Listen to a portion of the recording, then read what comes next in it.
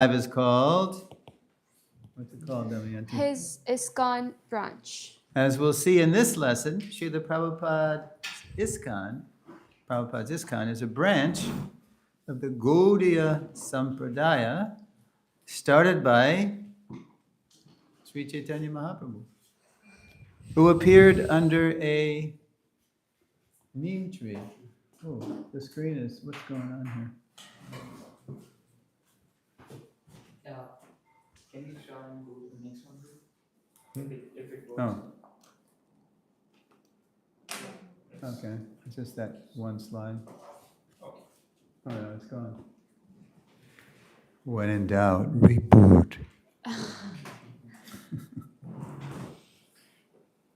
As soon as I saw this slide, I pulled it off Google Images. I knew I'd been there. Has anybody, have you been to the yoga pit? Yeah. I think they've changed it now. That's what I heard anyway. All right.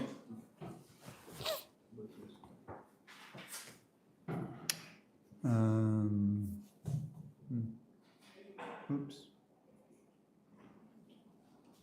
Oh, not yet. Okay. Shocking as it was, the assassination of Mahatma Gandhi in January 1948 only intensified Srila Prabhupada's desire to spread the teachings of Lord Chaitanya on the order of his Guru Maharaj. Unable to engage the Mahatma during his life, remember he wrote him a letter, just trying to get him involved. Abai would now try to engage him after his death. Here is an excerpt from a proposal Prabhupada first made to the Indian government, his spiritual vision of how to properly honor Gandhi. He called it the Gita Nagari. Sound familiar? The Gita Nagari will properly utilize the huge resources of Mahatma Gandhi Memorial Fund. Gandhi's memory can be well preserved by his exemplary activities and not by simply construction of huge buildings or dead stone statues. Dead stone statues where pigeons will pass stool, Prabhupada wrote also. Mahatma Gandhi was saintly reformer, and his memorial fund may be utilized for the purpose of converting degraded persons into saintly order. Prabhupada urged the fund's director to, quote, keep in motion Gandhi's spiritual movements, unquote, namely his prayerful recitation of sacred sounds, his restoration of deities to temples, his recognition of everyone as a Harijan, a person of God, and his ideal of a spiritually harmonious society. Quote, the above fourfold Gandhi movements, he wrote, if done in an organized scientific way, supported by all the authentic scriptures of all religions, will bring in that tranquility of peace and a respite from all harshness and bitterness of the present world, which we have longed for till now. So, Prabhupada he's writing the Indian government. This is a letter to Sardar Patel, the Deputy Prime Minister, and he's saying, look, don't just, build something that it'll just be forgotten, it'll just be a relic from the past. I can show you how to properly honor Gandhi by making a community, which Prabhupada called Gita Nagari, which we have now in ISKCON, based on the teachings of Gandhi's, the book he said was his big inspiration, the Bhagavad Gita, even though he didn't know the Gita as it is. So you can see how Prabhupada's trying to get something going here. He's trying to interest the Indian government in spiritual revolution. But fresh from independence, however, India's leaders longed only to be modern and were uninterested in Prabhupada's spiritual proposals. Undaunted, Prabhupada kept on preaching, and in 1952, he found his first receptive audience among medical students in the northern Indian town of Jhansi. I've never been there. Anybody been to Jhansi? You? Yeah? No. It's, even then it was smaller. But there was a medical college there, Ayurvedic medical college. One of the students was able to connect him with a pious estate executor who let him use the estate's properties and buildings to teach and to reframe his mission as, quote, the League of Devotees. So Prabhupada went to Jhansi, and he saw some buildings that weren't being used, and he approached the supervisor of the estate. It was an estate of some people who had long ago died, and the guy and the man liked sadhus, so he said, nobody's using this place, so why don't you use it? It was several buildings, and Prabhupada said, okay, we got interested students at this Ayurvedic medical college, we got buildings, something's happening here, So Prabhupada wanted to maybe start his movement there. Encouraged by the students' interest in his classes, on May 16th, 1953, that's where this painting is depicting, Prabhupada held a grand opening for the League, announcing its spiritual purposes in a prospectus he handed out to the guests in attendance. Prabhupada was trying to interest people in investing in the League. You should support this. This is India's treasure, spiritual culture. The League's first aim foreshadowed, it predicted what would become ISKCON's first aim. So listen to this. Prabhupada is presenting the League here. To propagate spiritual knowledge systematically for checking the imbalance of life, to the whole race of India and the world over, with a view to educate the people in general in techniques of spiritual life as the basis for balanced psychic and biological developments of the human race, and thereby achieve real unity and peace of contending elements of the present world. Yeah, this was kind of like a first draft of the purposes of ISKCON. And even those 7 purposes that Prabhupada listed when ISKCON was incorporated in '66, they are just short form versions of an earlier document. If you have the database and you look on legal documents, and then you look in July 7th, just 6 days before the incorporation of ISKCON documents, you'll see something called Constitution of Association. And it reads more like this, but broader and kind of deeper version of that. Around the same time, Prabhupada ran an ad in Jhansi's newspaper. This is a great example of Prabhupada. Prabhupada said, I never thought small. So here he is. He's putting a want ad in the newspaper for people who want to join a spiritual revolution. Right? Okay, there we go. There's a League of Devotees. Prabhupada had somebody put that on the wall, and then read that. Wanted candidates from any nationality to qualify themselves as real Brahmins for preaching the teachings of Bhagavad Gita for all practical purposes throughout the whole world.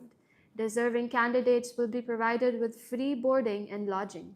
Apply, A.C. Bhaktivedanta, founder and secretary of the League of Devotees. So this ad and other League of Devotees literature was found later. Hari Shari found some things in an old trunk in Prabhupada's rooms in Vrindavan. And he saw this. And so he said, and nobody knew about the League of Devotees in ISKCON then. Prabhupada hadn't mentioned it. So Hari Shari said, Prabhupada, you had a movement in India before you came to America? League of Devotees? What's this? Who was in it? And then Prabhupada said, oh, it was just me. trying to promote it, you know, he was trying to get something going. But nobody really joined. Actually, Prabhupada did initiate one disciple there, if you might know. Acharya Prabhu. Yeah, Prabhakar Mishra became Acharya Prabhakar, and he was a Sanskritist, and he actually did some service for Prabhupada in India. He got Prabhupada some engagements in Bombay later to address the some Sanskritists. Anyway, but he didn't follow Prabhupada to America. He just stayed in India. The peace that the League of Nations had failed to bring after World War I, and that the United Nations would also fail to deliver after World War II, the League of Devotees would now bring through systematic spiritual education. This is Prabhupada's vision. The events that would compel Prabhupada to eventually set aside the League, leave his family, accept the renounced order of life, and finally journey alone to the West have been well documented in Srila Prabhupada Lilamrita. What concerns us here is how Prabhupada finally established his mission as ISKCON, the International Society for Krishna Consciousness, and rapidly developed its various aspects. So, yeah, the League of Devotees just become like the Gita Nagari, like his Gita Nagari scheme. And they were just ideas he had that he was trying to develop. How am I going to do this mission? And he would try to do it in India, but people weren't interested. So he took his spiritual master's order to heart and he went to the West. A branch of Lord Chaitanya's movement. During his first year in the West, the Lord revealed to Prabhupada he would have to start a fresh branch of the Gaudiya Sampradaya. Indeed, in his commentary to the Sri Chaitanya Chaitamrita Adi Leela 1273, Prabhupada identifies ISKCON as a, quote, branch of the Bhakti Kalpataru, Lord Chaitanya's desire tree of devotional service. So there's Lord Chaitanya. He's the trunk of the tree. There he is watering it. He's he wants to distribute the fruits. He says he needs help, so everybody help him distribute the fruits. So, though but a branch, Prabhupada's mission carries the spiritual power to transplant the, quote, tree of love of Godhead worldwide. Prabhupada memorably begged for that empowerment in the next to last verse of the poem he wrote the day he landed in America. And famous Markine Bhagavat Dharma, teaching Krishna consciousness in America. And the second to last stanza translates, quote, "O Lord, I am just like a puppet in your hands. So if you've brought me here to dance, then make me dance. Make me dance, O Lord, make me dance as you like." Okay. All right. Anybody know where Prabhupada is there? Probably seen it before. It's in New York. Yeah? You know where he is? He's standing, see, there's the storefront was 26 Second Avenue, right? And then if you exited the storefront, not from the front, but out a side door and turn right, you would emerge into a courtyard that was between the storefront and the apartment building where Prabhupada lived in number 2C.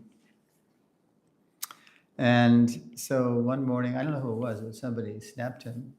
Probably this devotee Damodar. He was a photographer and he made movies too. And there's Prabhupada, he's posing, he's standing, there's a bird bath to his right, our left. And then there's a bird house. And then if you look up, you can see blue sky, It's just like a patch of blue in between all these big buildings. On July 13th, 1966, the same educational purpose Prabhupada had announced 13 years earlier for the League of Devotees, he now formalized as his first purpose in ISKCON's incorporation papers. So let's look at that. To systematically propagate spiritual knowledge to society at large and to educate all peoples in the techniques of spiritual life in order to check the imbalance of values in life and to achieve real unity and peace in the world. 6 more purposes followed, all reflecting the same educational mood and mission. So that's why it's so nice, Bhakti Academy, because right from the beginning, your prabhus are getting the idea of what Prabhupada wants ISKCON to be. He wants it to be an educational movement, mission.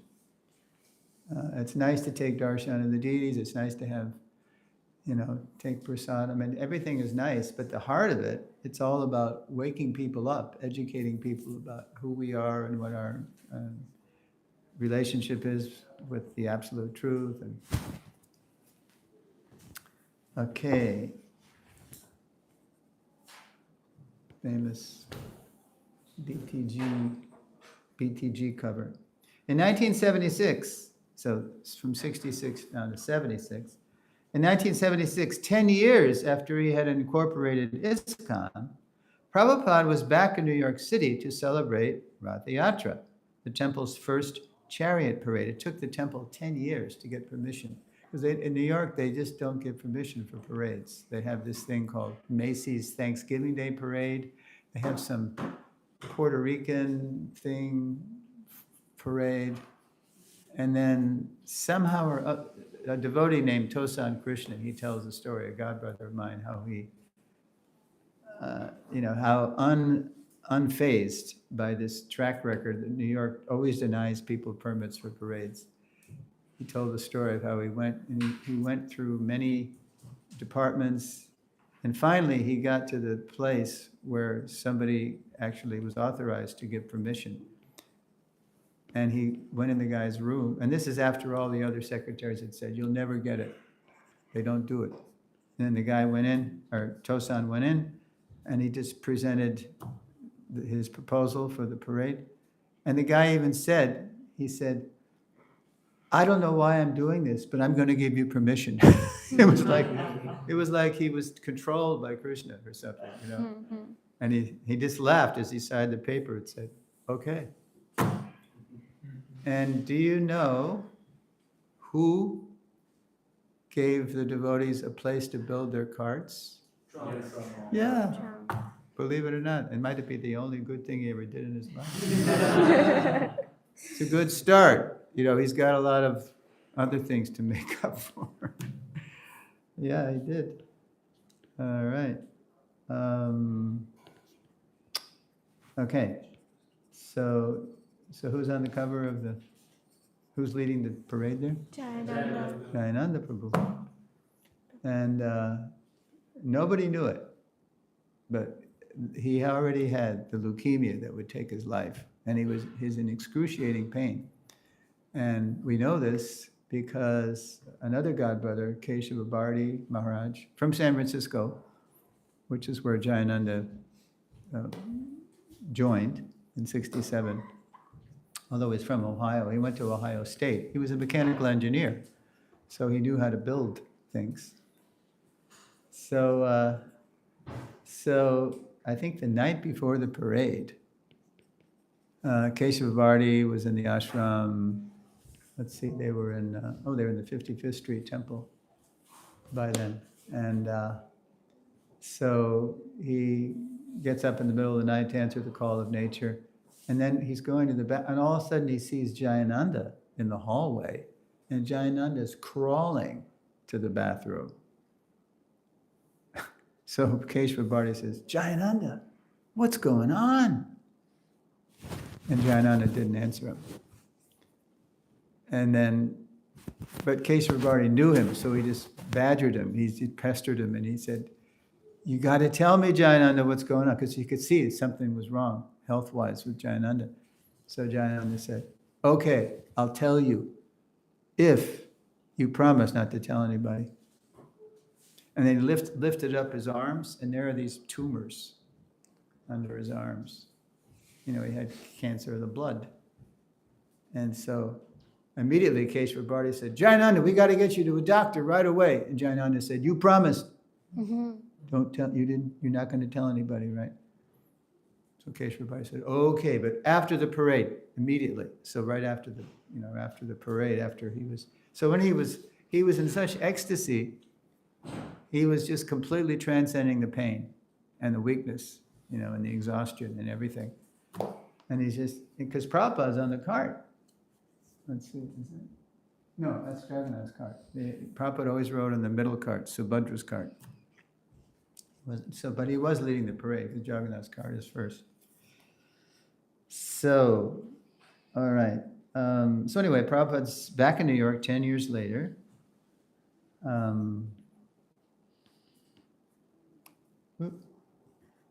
Yeah, there's a picture of Prabhupada. It's right near 20. It's just off camera is 22nd Avenue. Actually, you can see it's this shabby place. Reflecting on his society's global expansion in such a short time, Prabhupada's reminiscing about, 10 years ago, all we had was 22nd Avenue. Prabhupada compared ISKCON to Varahadev, Lord Boar, the Lord's boar incarnation. Okay.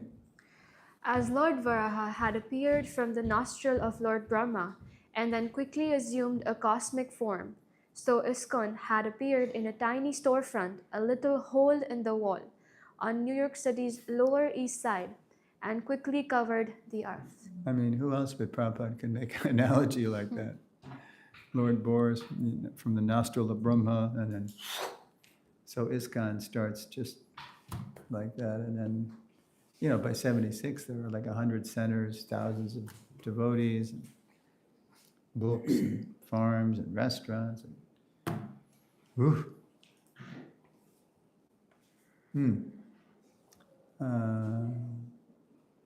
It had done so, it had expanded like this, because Prabhupada had been utterly and absolutely surrendered to Krishna's plan, whose aspects he had been pondering since the 1940s. So the rest of the lesson, we're going to look at 4 aspects of ISKCON that Prabhupada manifested differently in different times and places, according to the time, the place, the people. The first aspect I call holy names and holy books. In a 1956 BTG article, so he's still all alone in India at that point, and he actually published 12 issues that year. I don't know how he did it, but he'd get donations. In a 1956 Back to Godhead article highlighting the importance of absorption in sacred sound, Prabhupada wrote, and Prabhupada, because people still, and to this day still do, it was like 8 years since Gandhi's assassination, so he was still referring to Gandhi, and he was revealing Prabhupada, his spiritual revolution, but still connecting it to Gandhi, whom people knew and still revered. And Prabhupada writes in this BTG piece, leaders and politicians may take lessons from the life of Mahatma Gandhi in respect of his daily evening prayer meetings and regular recitation of Bhagavad Gita. Reciting the Gita makes one able to get rid of the demoniac way of life and gradually rising up to the plane of pure devotional life of the gods. Unquote.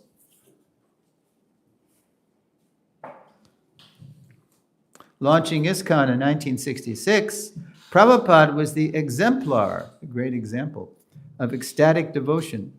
Brows knit, eyes slit in concentration. Swamiji led his first followers in chanting Hare Krishna for hours together, inside the storefront that first summer, then outside in nearby parks that fall. Those publicized outings were an historic marker in Prabhupada's public outreach, which he continued to expand globally through his followers. Back at the storefront, he would hold Bhagavad Gita classes every Monday, Wednesday, and Friday evening at 7 p.m. Since Prabhupada had not finished translating his Bhagavad Gita as it is, he used the version of a famous impersonalist whose commentary Prabhupada exposed as misleading speculation. Not until late 1968 would his own As It Is edition appear, especially for his followers. Till that time, Prabhupada himself was the main focus.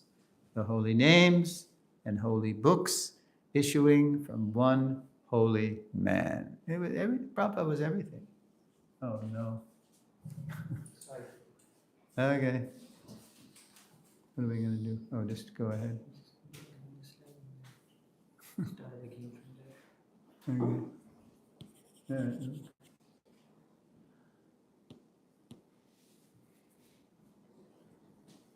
Okay, one more. Okay. All right. Prabhupada was everything. He was Guru Sadhu Shastra, he was grandfather, the cook. So, but finally in 68, late 68, Collier Macmillan, agreed to publish a heavily, abridged version of his Gita manuscript with a black Vishnu silhouette on the cover that Govinda Dasi, I think, drew the art. And this is the book. Have you ever seen this book before? Yeah. Yeah. I think the BBT does reprints of this now as kind of a vintage item, This is the Gita that made me a devotee in Toronto when I came, in the spring of 70. This is what I read. Even though, it was most of the verses, the purports weren't even there, or they were put in the wrong verses. But enough of Prabhupada's potency, Krishna and Prabhupada's potency shone through that I thought, wow, this is it. This is what I was looking for. I didn't find in university. I'm not joining the U.S. Army, I'm joining Prabhupada's army. Which I did a few months later in Boston. To impress upon his followers their responsibility to continue spreading Krishna's teachings after he was gone, Prabhupada had them start an American edition of Back to Godhead. So in India, it was just very simple. But in America, well, there's the first one's on the left, the first few. They were just rolling off old mimeograph machines at first. Have you ever heard of that? Mimeograph machine? This is an old technology from the 60s. Just crank. I can't even describe how it works, but something comes out of a roller and it just flops on the table, and then devotees were collating the pages and stapling them, and that's what they were handing out on Harinam, for donations. And then by the end of the decade, that's I think October 69 issue, they had learned how to make a pretty nice, colorful magazine. Rolling off old mimeograph machines at first, by the end of the decade, BTG had become a colorful magazine, whose copies ISKCON devotees would offer people gathered round their street chanting parties. These were the infant days of the literature distribution that would become a hallmark of Prabhupada's movement. When I joined in the summer of 70 in Boston, Prabhupada had published the Krishna book and also teachings of Lord Chaitanya, but we didn't know how to distribute books yet. We could distribute BTGs, that seemed a little more simple, a magazine. And when I was brand new in Boston that summer, Giriraj Brahmachari at the time, he was the biggest collector. We would what we would do is we'd sing, like at Boston Commons, Cambridge Commons, Harvard Square, different, places where people gathered. And so we would do a whole Harinam. That's all we did. We did Harinam in shifts. The press people we had ISKCON press, they would go out. The new people, and then we'd, maybe chant for 20 minutes to a half hour until a lot of people gathered. And then we would stop, and then one of us would step out and start addressing the crowd about what we're doing, because we were brand new. People didn't know us. And then while he was doing that, somebody was doing that. And Giriraj and a few other brave souls would go around with a conch in one hand and a stack of BTGs in this arm.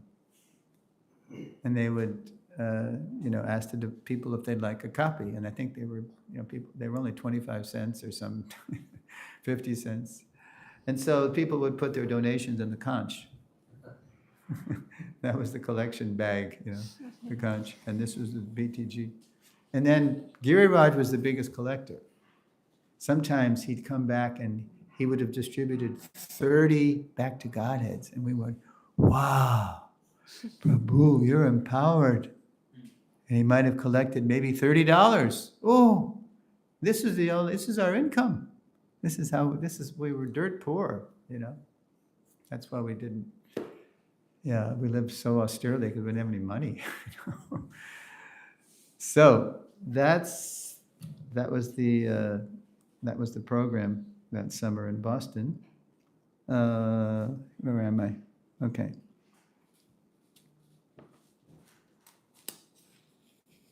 Okay, that's the first aspect. Holy names and holy books. Chanting Hare Krishna and studying Bhagavad Gita. And also, as soon as I joined, that's when the morning program started.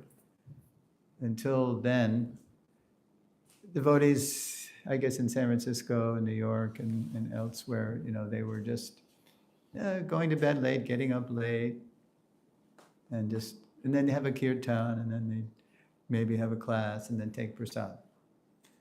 But as soon as I joined, it was tough because Prabhupada started, rising at 3:30, and then Mangal Arti at 4:30, and then, Tulsi Puja the whole night, just like they do here, So that was like, I went from, hippie all-nighters to gotta go to bed early, get up early. It was tough. Whoa. Okay. Okay, so from holy names and holy books, the second aspect was temples and deities. There weren't any proper temples per se, and there were no deities. We just had paintings, In the above mentioned 1956 BTG article, Prabhupada cited Gandhi's, quote, temple entry movement to show the crucial role temples play in a spiritual revolution.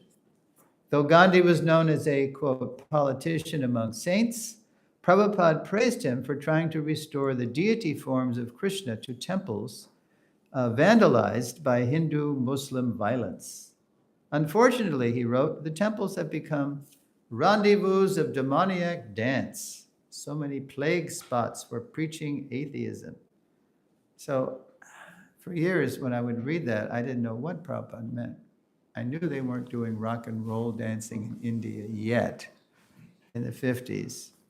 But when I was in South Bangalore, a few years, let's see, when was that? Maybe in 2018. I confessed that I was mystified by that phrase. And so one South Indian devotee said, oh, Prabhu, I know what Prabhupada means there.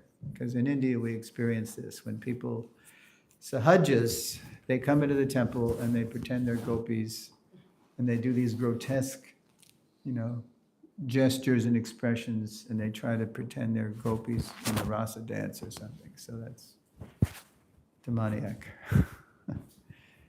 Hence, Prabhupada's proposal to regenerate the temples as centers of spiritual education.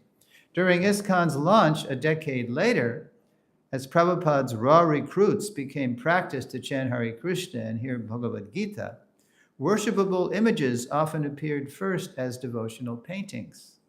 The first worshipable image was painted by, there was a devotee, Harvey Cohen, who became the first Haridas. But that wasn't I don't know if you've ever seen a picture in a movie, this Happiness on Second Avenue. You ever seen this film? And Prabhupada's in the film, and because it was filmed by CBS TV, the local WCBS TV New York, the flagship station of CBS. And the whole film starts with, it's an evening news report, like a feature. And you see this guy, Reed Collins, the whole report starts with, Hare Krishna, Krishna Krishna, Hare Hare, Hare Rama, Rama, Rama, Hare, Hare. That's how he started. He chants the full mantra. And then he pans into Prabhupada, and Prabhupada is saying, he had just finished a kirtan, and he's saying Prema Dvani prayers. And then behind Prabhupada just sitting on a raised dais. There was no Vyasasanas. And behind him, there's a painting of Radha and Krishna.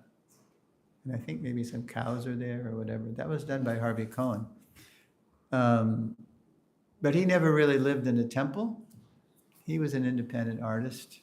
And he's the one that gave Prabhupada the artist loft to live in earlier. So then a girl joined named Judy Kozlovsky, who became Jadharani, who was the first person who had been studying art at CCNY, City College of New York. So Prabhupada said, "Oh, you're an artist. Well, Prabhupada had a picture he brought from India of the Panchatattva.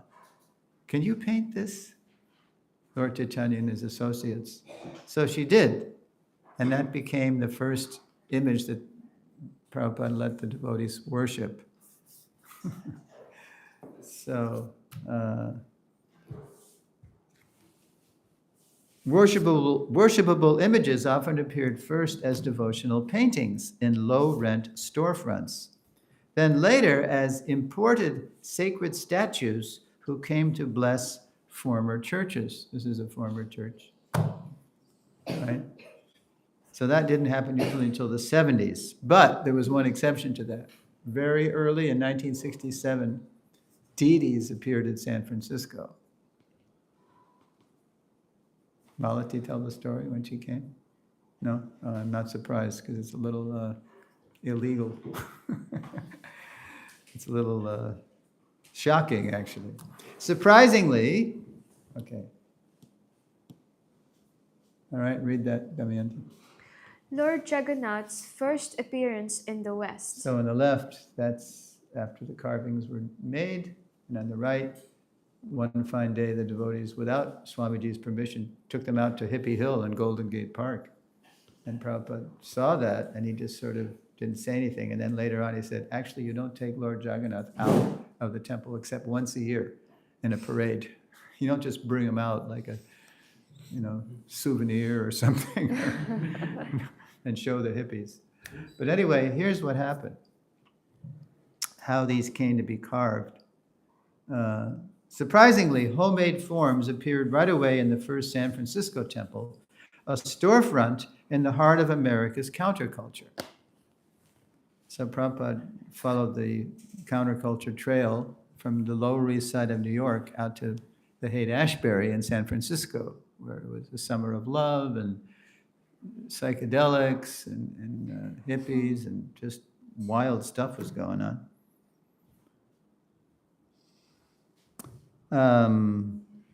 San Francisco temple, a storefront in the heart of America's counterculture. Prabhupada asked a skilled newcomer to carve deities modeled after figurines spotted in an import store. Come on in, folks. You're all right? Can you see? See this slide? You also have, you might want to sit here or whatever. Okay. So who was the carver? Sam. He was still Sam. I'm not sure. Yeah, he was still Sam. And who was his girlfriend? Malati. Yeah, she was Melanie. Melanie and Sam. And Prabhupada later married them. So one fine day, Melanie goes to this import store, Cost Plus Imports. She just went there. I think she was trying to see if there's something she could get for the temple, maybe something from India or something. And then she notices there's 3 big bins of tiny Indian figurines. She said, what's this? So she takes one of them. She takes one of them, and she did what we called in the counterculture days the 5-finger discount. She takes the figurine and she goes, puts it in her handbag, In those days, we called it liberating the merchandise from capitalist pigs. That was our worldview. So she takes the figurine back to Swamiji. She takes it out of her handbag and she says, Swamiji, what is, and then before she could even finish, what is this? Swamiji, to her amazement, offers pranams. It was Lord Jagannath. And Swamiji says, oh, Jagannath has come. Were there any more? She said, oh yeah, there were 2 more bins. So she goes back to Cost Plus.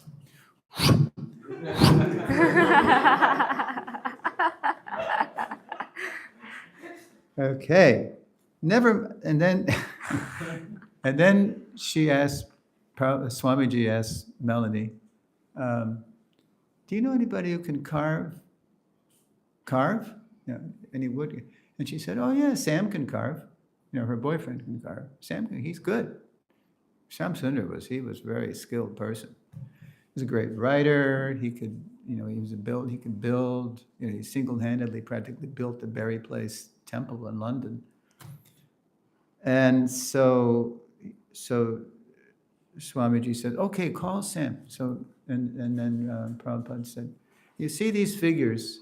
They're just little, tiny. Can you carve maybe 2-3 foot high, like you see in the slide here? Figures just like these, only bigger? And Sam said, yeah, I can do that. So, so Sam started, and then Swamiji would check on him. He would come in and check on him. So one day, Swamiji goes to where, I think he was doing it where he lived, in his apartment. And so Swamiji walked in on Sam. And so, so Sam is smoking. And his pack of cigarettes was on top of, the flat piece of wood which is going to be the top of Jagannath's head, right? So here's how Swamiji instructed him that he shouldn't be smoking, number one, and especially while he's carving deities. So and Shamsundar tells us later, he said, so Swamiji, he just took his cane to where my cigarettes were on the top of the head, and he went, he just flicked the pack and he knocked it into the corner. So Sam got it. Okay, I shouldn't be smoking, I shouldn't be smoking, especially when I'm, chanting or carving these deities. So, never mind that the carver's wife, I guess maybe they were married by then, had shoplifted the figures, stole them, or that the carver himself wasn't yet following the principles of Krishna consciousness. Inclusive Prabhupada was inviting everyone to appreciate the deity in his unusual form as Jagannath, the Lord of the universe.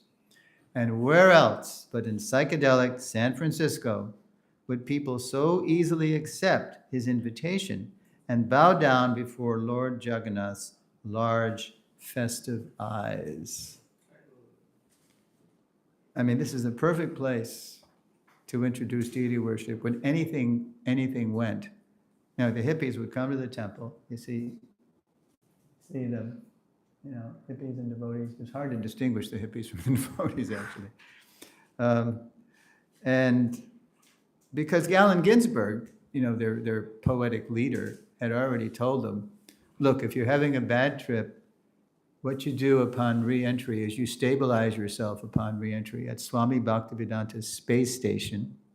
He called it the temple of Swami Bhaktivedanta's space station on Frederick Street. So they did. They used to come in all, tripped out, and then they'd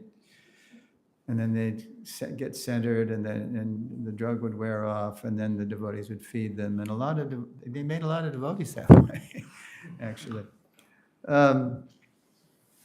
So the hippies, they liked the devotees because the devotees fed them, and the place was peaceful, and it was just chaos out in the streets with all the the drugs and there was a lot of protests going on, violence against the Vietnam War and everything. So So what do I say here? Oh yeah, so sometimes they liked the devotees, so they would come in, and so one day these deities appeared. There were no, after Sam finished, then there was a big altar, and there were deities, and so they would ask the devotees, "Hey man, who's that?" "Oh, that's Jagannath, Baladev, and Subhadra." "Who's that, man?"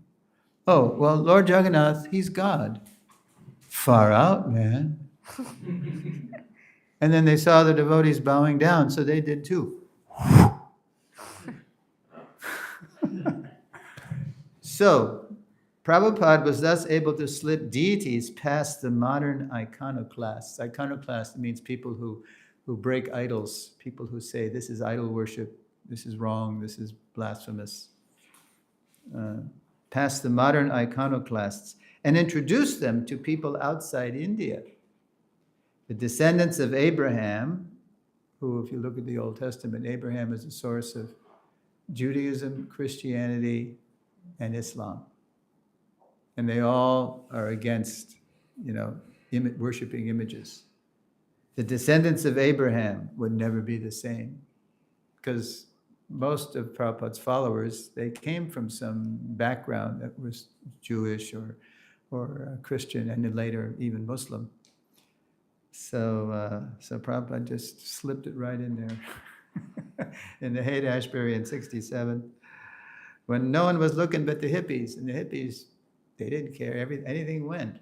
Far out, God, Okay, so that's temples and deities. Another aspect of Prabhupada's mission is, I call, initiation and congregation. In a 1949 letter to Indian Deputy Prime Minister Dr. Sardar Patel, Prabhupada wrote, quote, "The third item is to take up the Harijan movement. This movement is, in the real sense, a spiritual initiation movement. And this should be organized in such a manner that people all over the world may take interest in it," unquote. The, quote, Harijan movement was Gandhi's attempt to allow everyone into the temples, not just the higher castes, by declaring everyone a Harijan, a person of God. That's true, Prabhupada noted, but in order for everyone to become fit to associate with the Lord, the Harijans must be initiated into a restorative path. And so let's look at that. And there's Prabhupada initiating a person. I don't know if I've met her. I've heard it's my god sister Kaushalya, but it doesn't look like her. Anyway, Damayanti? Initiation. Read that. Oh, what's going on? Are we frozen again? Yeah, here we go.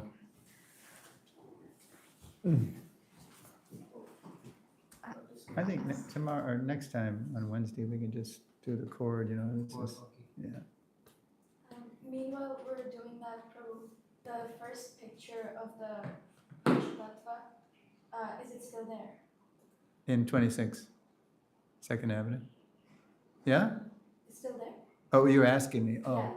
Yeah. Okay, because I do learn things from my audience sometimes. No, it's not there, but I'm trying to think where it is. If Jadharani has it, she lives down in Florida now. Or I think somebody told me who has it. Some devotee has it. It's like a memento, right? It's a collector's item. I mean, it's, rare. Okay, so let's, okay, yeah. Sanatan Goswami says that as bell metal can turn to gold when mixed with mercury in a chemical process, so by the bona fide diksha or initiation method, anyone can become a Vaishnava. One should take initiation from a bona fide spiritual master coming in the disciplic succession. Initiated devotees would gradually become the core of a wider congregation, whose evolution would vary from country to country. So, in America, we didn't develop congregations till after Prabhupada left. But in India, it happened pretty early because of what happened in India, so I'll tell you that now. When Prabhupada brought his first Western disciples to India, for example, they were the talk of the nation. Wow, white sadhus? Prabhupada knew that we'd be a novelty.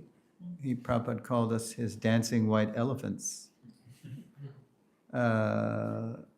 Why would materially successful Westerners give up everything to dance and sing Hare Krishna in the streets?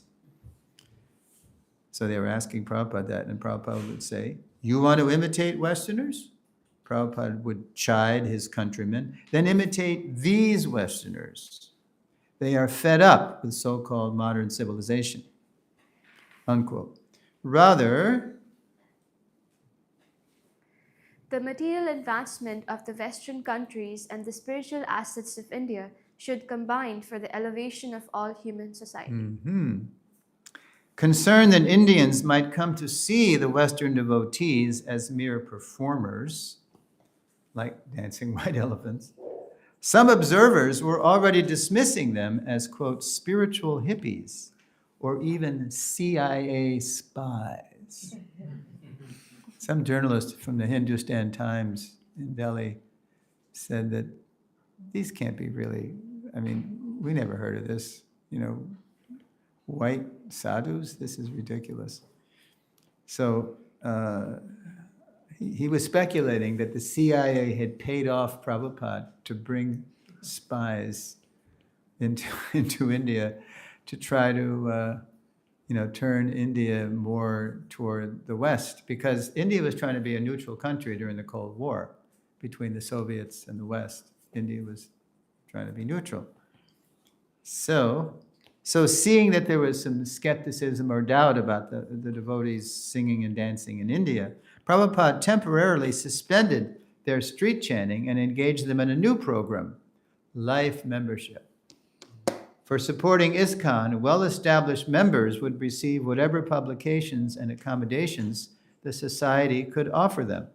Such respectable people would become ISKCON's first congregational members, as well as invaluable allies in the struggle to establish Prabhupada's movement in India. So Prabhupada, he would take the devotees because he was very respected. He had given his Bhagavatams to Shastri at the government house in India, the second prime minister. And he was respected as a sadhu, a scholar.